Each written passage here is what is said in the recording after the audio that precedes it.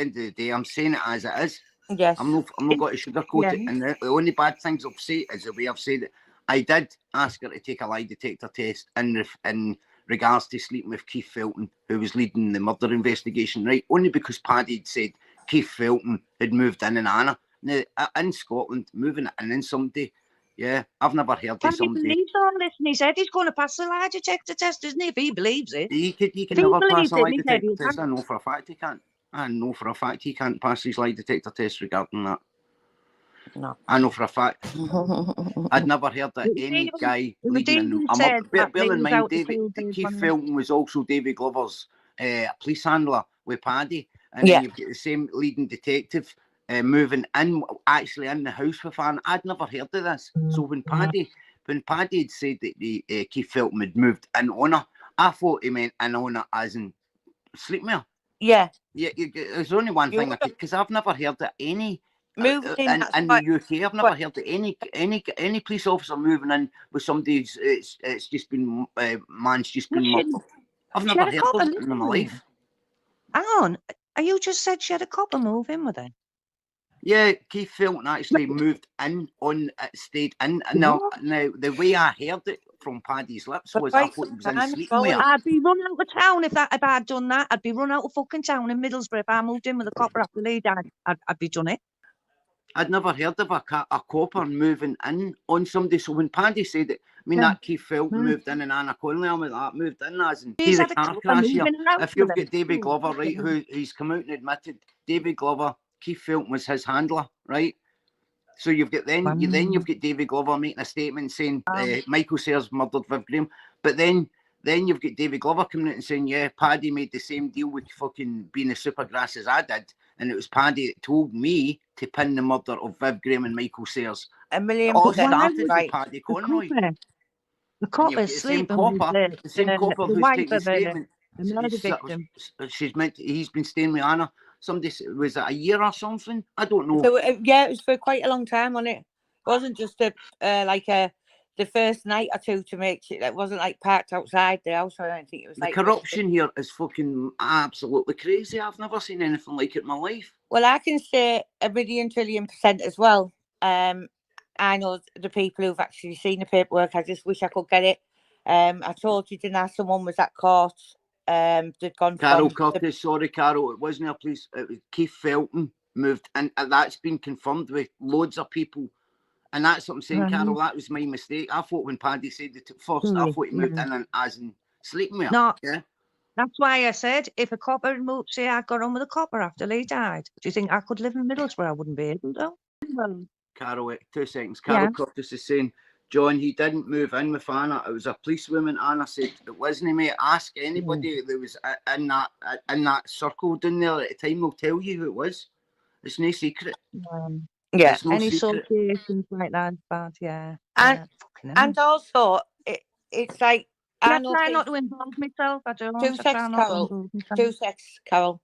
But I know for a fact a lad went from the courts to went from the prison to the courts. Brian's told you this story as well, John. This story. Right. So Brian's told you when that paperwork for that operation Lancet was took from the courts. David Glover has admitted it himself with the police, and Paddy was on that list. Paddy was on that list at the top as well. He won't admit it. He was definitely on that list. Along with many others who would shock. People would be shocked in this area. And there's a lad who's just come out of a life sentence. He was young when he went in. I know that he's seen that paperwork as well because we spoke on the phone while he was in jail. And I'm going to try and get hold of him or approach him because he's still around, obviously, but he's not long out. I'm going to leave it about a month and I'm going to see if I can speak to him. But his name and Davy's name, but Davy admits it, and they're all on there. They've been paid police informers since they were really young, and the police knew a lot of the things they were doing and give them free rein to do so. And Paddy was named as, I'm trying to think of the name. because they all had code names on the paperwork. Well, David Glover's name was Adrian Scott. That was his pseudonym. I forget Paddy's. It's there somewhere. Yeah. It's there somewhere. You're bang right, right? And this is where Anna was angry when she said on the podcast it was a policewoman. What she said was, and then she found out that the policewoman was in it as well. What she was meaning was Keith Felton. Then it turned out that it came out that Keith Felton was David Glover's handler. Yes. That was where the kind of anger came there. The lad who's writing Brian's book at the minute has said that he was listening to some podcasts and David Glover said he wouldn't mind getting on the show with Brian. So I wouldn't mind, and Brian wouldn't mind that arranging, for Davey and Brian to speak. I think it'd be good because Brian's got obviously no malice at all towards Davey because obviously he knew it was arranged by Paddy and stuff. So, and he knew that obviously Paddy manipulated him from a young age. But I think it'd be great for them two to go on there. And then is he still going to deny the things that went on? Do you know what I mean? How can he? I'll get what I'll do. So Paddy can't say the words like, "Oh, they're using somebody mentally ill." Davey's on drugs that keeps him calm, but his brain is firing in all cylinders. I was a fan of Paddy. And it's nothing to do with any Masonic things. It's nothing to do with any movies, nothing. At the end of the day, it's the truth. And that was my turning point when I realised, wow, just how fucking bad he was. I know. That Viv had been murdered. Paddy was the first to jump up and celebrate.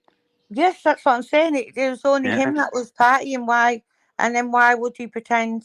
And I'll tell you another thing as well, right? When John Henry Sayers and that was, bearing in mind, right, they were set up there. A supergrass, okay? So when John Henry Sayers was going to be getting lifed off, Paddy's like, "Enjoy your lifers, ha ha ha." Paddy ordered beer, and this is not what the lie, guys, right? He ordered all the beer in, blah, blah, blah, and fireworks and everything, right? And then he heard that the case had collapsed, right? He heard the case, he actually kicked the fucking beer and everything all over the place, and that's not what the lie. He kicked everything up in the air because they never get lifted off because they'd used a supergrass again, a heroin addict supergrass, and they said the information that came into a phone box that they went and they changed the goalpost, try to get. There was never any information came into a phone box, and these guys were going to get fucking lifted off. And he's celebrating exactly the same MO as what he was like when Paul Cookie got recalled. Yeah, everybody needs to ask Paddy this, right? Paddy's there saying, like, this Stephen Sayers, he called Stephen Sayers a grass for years. Yeah, Stephen Sayers went done no one but 2 lie detector tests and passed. Right, and this is a question to Anna Conley. I've seen you in the comments saying, how could you pass a test when you were asked a question? Have you ever lied to your parents? That's a question that's asked. So you tell a lie, so they can. It's 3 questions simultaneously. And that's the deter if you're telling a lie or telling the truth. So when somebody's, have you ever lied to your parents? Of course, every single person in the world were told a wee lie to their parents. Yeah, of course, so you're told to tell a deliberate lie there, so they can then take that off the graph. Yes, of course. Yeah, so when Stephen Sayers passed not 1 but 2 lie detector tests, what did Paddy then come out and say the next morning? Bear in mind, they used the same guy that Paddy had used, the same company, so he couldn't say, "Oh, corruption." They done a drugs test. He peed in a bloody jar while the camera was on him. He turned his back, but you could see he'd nothing down his pants. He gave a drugs test and he passed not 1 but 2. Now, so where's all this evidence that the Conroy, the Sayers have grasped Paddy Conroy for all these murders? He's never been mentioned. He's never been he's never even been cautioned. He's never been charged. He's never been questioned over these murders. I know. And the thing is, he always says his party pieces like, how can it's because they were smoking weed, or it's because Brian can't go and apply detector test because he's got psychosis, or he's got his new one is I think he's accused saying he's got Crohn's disease, psychosis, something else, and it's like, so he can't do a lie detector test. So blatantly, he's trying to put into people's heads, and these people that enable him and follow him and watch him and listen to all these delusions. And sorry, Anna, you included listening to him. It's like he's more or less planting this seed into people's heads to say, "Oh well, because they're on this seed, lie detector test won't be true." He's absolutely deluded. He says he's been and done lie detector tests. If he had, they would have been out there. He's done no lie detector tests because he knows he can't pass them. He can't pass them. And if he's saying he's covered the Brian Cockerell attack and he passed it, he's a liar. Totally liar. And I could put my hand in the Bible and say he's a liar. Total lie. I mean, look what Cookie said. Cookie said, you were all coming unstuck in the house until Glover did what he had to do. And that is the truth. Do you know what I mean? They were coming unstuck because Brian must have been like a fight or flight situation. I've always done a run of them situations, but I suppose Brian's, you get that mad strength, don't you, if you're fighting for your life? And yes. And Brian was a big lad then, and like Cookie said, he was pulling the radiators off the wall, throwing them all over, and it was only because there was that much blood coming out of his head where he'd been hit with the hammer by Conroy, that he slipped on the floor, and that's where he was pinned down, and the injury to his leg with a machete. Yeah. Yes. But I mean, them kids have been in touch with me who were in that house. I mean, he was 13 at the time, or 14, I think, and he said that he's never got over it. He spoke to me in depth about it. I know he's definitely willing to come on. The man who owned the house has told me.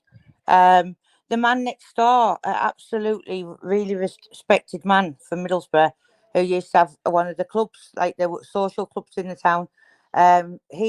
He's on Brian's channel, saying exactly what happened when Brian came out the house. It was one of the kids that actually was helping Brian out the house, and the man said they didn't think he was actually going to make it. He had to just drop him off at the side entrance and get one of the porters who we knew to take Brian in. Obviously, they had to get away because they knew Brian wouldn't want police and stuff involved.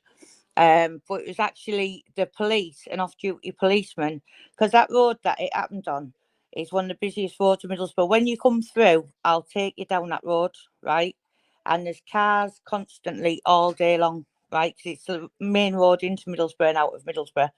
And that happened on a main road, and an off-duty copper, or I think it could have been one of the coppers watching what was going, which Yes. Brian and them used to go at the house, had obviously seen them come out covered in the blood. And if that didn't happen, why was there one of their cars pulled up on the A19 and with blood all over them? Exactly. So, do you know what I mean? How did that come about? It wasn't that the hospital had phoned the police when Brian went in, and off-duty policemen reported it, and they were caught on the A19 in a car, and obviously Brian's blood was all over. Yeah. And that's when Brian said, "Oh, we've been sparring and stuff."